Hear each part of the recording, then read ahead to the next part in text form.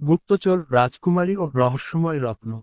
সুদূর এক রাজ্যে ছিল নীলাভবীর রাজপ্রাসাদ, যেখানে রাজকন্যা অরুণিকা বাস করত।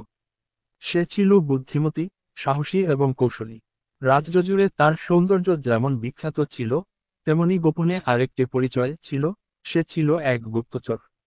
একদিন রাজ্যে খবর এলো যে কালোরত দুর্গ থেকে এক দুষ্ট রাজা ভ্যারমন চুরি করে নিয়ে গেছে জাদুর রত্ন। এই রত্নের শক্তি ছিল অপার। এটি যে রাজ্যে থাকবে, সেখানে সমৃদ্ধি আসবে।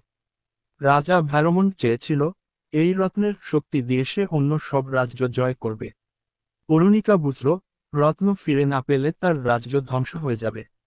অরুণিকা ছদ্মবেশ ধারণ করল। সে সাধারণ এক বণিকের মেয়ে সেজে কালোরত দুর্গের পথে রওনা হলো। পথে তার সাথে দেখা হলো এক রহস্যময় ব্যক্তির, নাম রুদ্রান। তুমি এখানে কি করছো?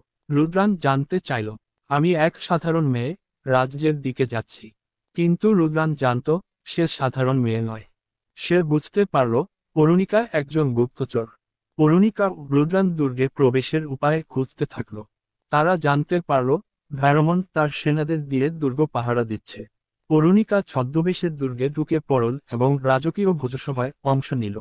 সেখানে সে রাজা ভ্যারমন্ডের পরিকল্পনা শুনতে পেল। সে রত্নের শক্তি ব্যবহার করে রাতের মধ্যেই যুদ্ধ ঘোষণা করবে। অরুণিকা দ্রুত রুদ্রানকে খবর দিল।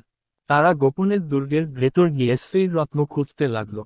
অবশেষে তারা দুর্গের গোপন কক্ষে জাদুর রত্ন খুঁজে পেল। কিন্তু ঠিক তখনই রাজা ভ্যারমন তাদের ধরে ফেলল। তোমরা মনে করছো, আমার কাছ থেকে রত্ন নিয়ে যেতে পারবে? সে তার জাদুর শক্তি দিয়ে অরুণিকাকে আটকে ফেলতে চাইল, কিন্তু অরুণিকা দ্রুত তার সঙ্গে নিজের আংটিতে থাকা আলো জাদু ব্যবহার করল। মুহূর্তেই দুর্গের ভেতর আলো ছড়িয়ে পড়ল, আর ভ্যারমন্ডের কালো জাদু ধ্বংস হয়ে গেল। রুদ্রান ও অরুণিকা একসঙ্গে যুদ্ধ করে ভ্যারমনকে পরাজিত করল এবং রত্ন নিয়ে রাজ্যে ফিরে এল। রত্ন রাজ্যে ফিরতেই সবকিছু আবার শান্ত ও সুন্দর হয়ে গেল।